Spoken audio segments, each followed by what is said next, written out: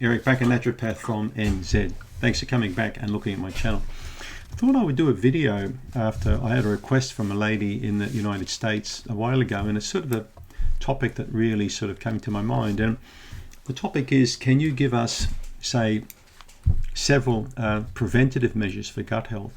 So, various things that you can point out to us that will help prevent us from getting digestive disorders, that help stave off chronic ill health for quite a long time and allow us to enjoy the quality of our life.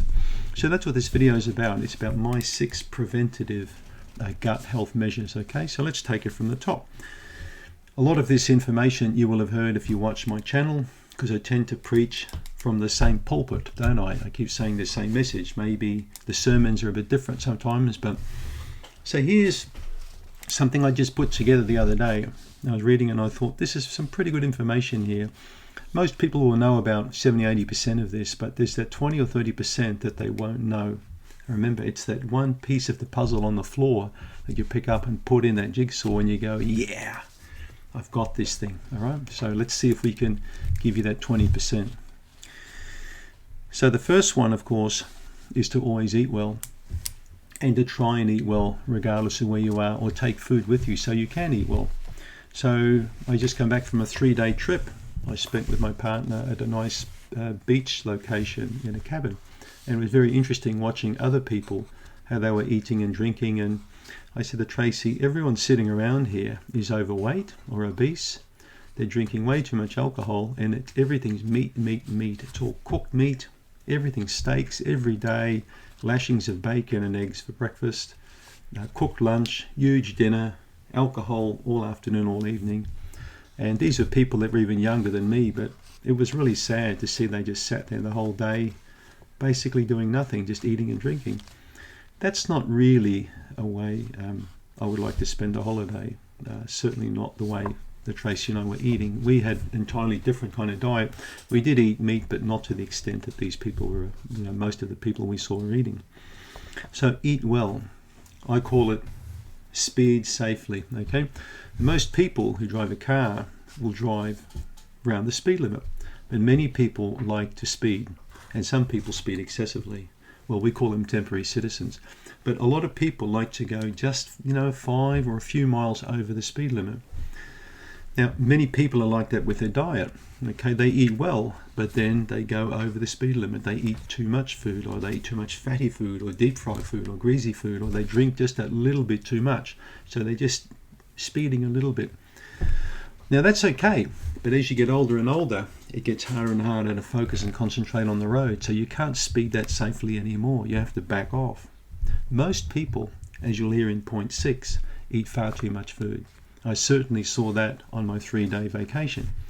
So by making the right choices, okay, nature will make the right choices for you in terms of your gut function.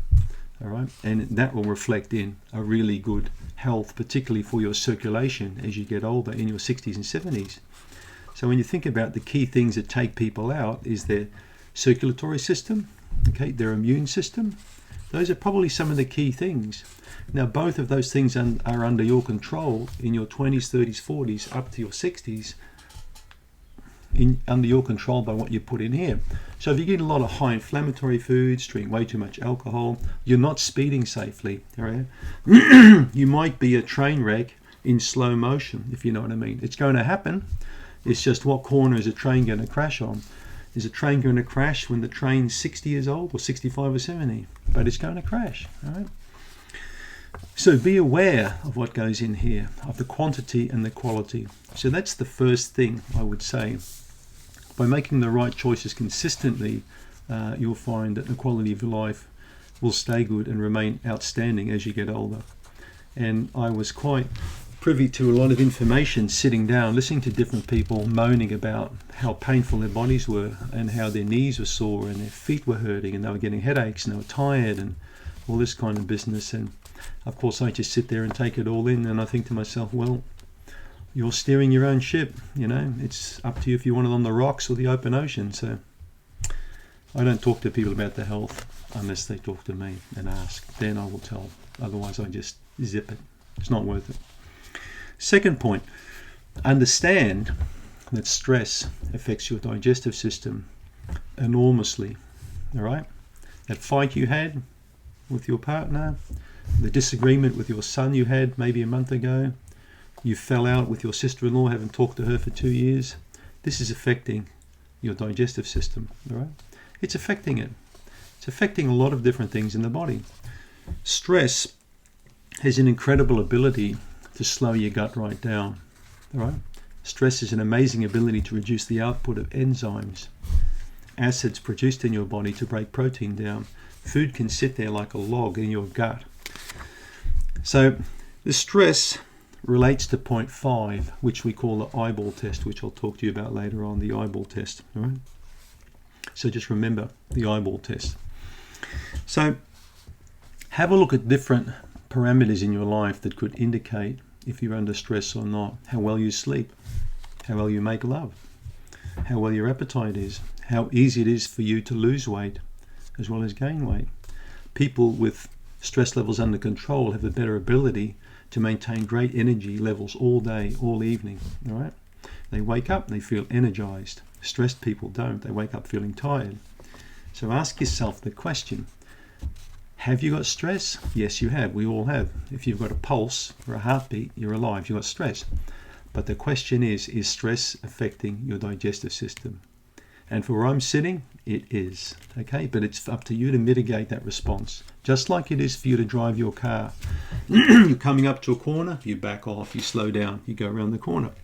Now, some people don't. They just go pedal to the metal and they crash. Okay? And it's the same with the diet. They don't look ahead, okay? They're not thinking ahead. So stress has an enormous capacity to affect your gut. Just remember that. So if you've got a huge stressful thing going on in your life, first thing you probably want to do is back off your food and eat more instinctively, which we'll also talk about later on. Meaning you probably need to eat about a quarter of what you're eating if you're under stress. All right? If you're going through a divorce or a bankruptcy or insolvency or court case or whatever, reduce your food supply. You know, most people can't even eat at all with severe stress. So stress affects your gut in more ways than you can imagine. Right? The third one, slow down. Eat in the moment. All right? No tech around food. So no iPhone, Facebook messages while you're eating. All right? It's estimated that over a quarter of Americans will eat one meal over a Facebook post. Not a great idea. I don't see it any different from texting and driving a car. You can't really do those things. I don't really think it's successful to eat whilst engaging in tech stuff. Okay? When I was a kid, you didn't see people typewriting letters while eating at the same time, then typewriting letters. People typed a letter, they might have had a cigarette and a beer or whatever, but they weren't having a full meal while they were, all right? They were thinking. So think about it. Tech is no good with food. Slow down. You're probably eating far too quickly. All right? Next time you're sitting there having a meal with your partner, just watch how quickly he or she eats. Watch how quickly you eat. So the following meal, particularly say if it's a bigger meal like a lunch or an evening meal, try and spend about 30-40% more time eating, and you'll be surprised. Remember, chewing leads to pooing. So chewing really well makes your bowel work better too. Right? Chewing really well is a great idea because it allows you to extract the nutrients. Now remember when we talked about stress, stress reduces the capacity for the body to produce digestive enzymes and even move food through the gut. But chewing is relaxing. Chewing stimulates the parasympathetic, all right? So chewing actually helps to calm and relax you. And that's why it leads to better pooing. Remember my other favorite saying? Big stools, small hospitals. Small stools, big hospitals, all right?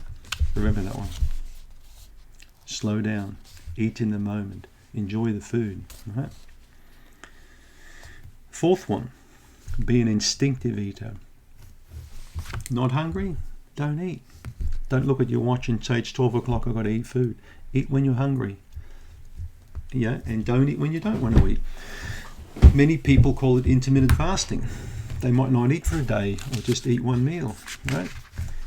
Sometimes it's incredible how I might not eat red meat for several weeks, but when I was on my camping trip, I could smell people cooking meat, and I really enjoyed the smell, and I wanted a piece of steak, so I had a beautiful small piece of eye fillet. It was absolutely wonderful. Aged eye fillet, grass-fed. It was superb. So that would have been digested very well because I could smell it cooking. I was hungry. I chewed it really well, and I had great bowel function the following day. But had I eaten red meat every day for weeks on end, I probably would have had a slower bowel, not enjoyed it as much, and probably eaten twice as much, right? So slow down how much you eat. Chew slowly, enjoy the food, and let also the nose and the palate really come into it, because that stimulates the production of enzymes as well by enjoying that food, right? You're pre-digesting it even, you're starting that digestive process even before you start eating. So instinctive eater also means sometimes you'll get a craving for a certain food. I'm not talking about ice cream or candy. I'm talking about healthy food. The more you eat organic and healthy and clean and fresh, the less likely you're going to want to eat all that processed stuff. And your body will tell you, just like it does with a cow or a sheep, it'll tell you what type of food it wants to eat. But you've got to listen to it. That's where the instinct comes in. Instinctive eating only comes from, experience and eating good healthy foods for a while. I'm not talking an instinct of having a Budweiser beer and a pizza. I mean, that's not really an instinct, is it? Well, I suppose it is, but it's a pretty crappy one. But I'm not saying those things are, you shouldn't have them, but they should be few and far between, and not like, a regular daily occurrence. The fifth one's the eyeball test. When you've gone to the bathroom, have a look what comes out, Are they skinny motions? Are they big motions that come out in one piece? Is it a cow pat? What does it look like? It can be a great indication of the state of your, digestive health to see how it comes out. As I mentioned many times, when you get these snake-like motions or really thin strands, I often equate that to stress, dehydration, eating too fast. So there's something not right there. Bowel motions usually cigar-shaped, 1 or 2 pieces. It tells me that you're nice and relaxed. Your digestive system's relaxed and it's working quite well. Plus also you've got good bacteria levels. Now look at the colour of the stool. Is it yellow? Is it orange? Is it clay colour? Is it white? Is it brown? Is it black? Is it red? What colour is it? That can give you an indication again. All right. You look at an animal that passes a motion, especially a dog, it always looks at its motion. Okay. Many animals will do that. They'll have a smell, they'll have a look. Well, we don't do all that kind of stuff, but it still pays to look, all right? And get used to what comes out the tailpipe, because that will give you a good understanding. You might see undigested food particles in there. You might even see a speck of blood or mucus in there. These are all things that you'll remember, right? It is your body. It's up to you. And the eyeball test, as I mentioned, links to point 3. If you don't slow down and you're a speedy Gonzales and you're moving everywhere, you'll notice you may have multiple bowel motions through the day. Your body's not fully relaxed, and it'll be smaller motions. People who don't tend to move around much tend to have bigger, bulkier motions. Right? The 6th one is eat less food. This is a key thing. I've left it to the end. I can guarantee you now you're eating too much, way too much. As the saying goes, a quarter of what you eat keeps you alive, and the other 3/4 keeps the doctor alive. So you'll find if you eat less, you'll maintain body weight more. Right? People who eat big meals stretch their stomach, there's no doubt, and they end up eating bigger and bigger meals. It's incredible when you see how some people pile up their plates. But when you've got a pile here, you end up getting a pile here. All right? So remember the best exercise. It's this one. Pushing the plate away from this. That's the best exercise you can do, right? So next time you go to a buffet, you don't need to go back for the 3rd or 4th plate, right? It's probably one reason I don't like buffets, because when I go there, the people in the staff or people walking around say, "Is everything okay, sir?" I say, "Yeah."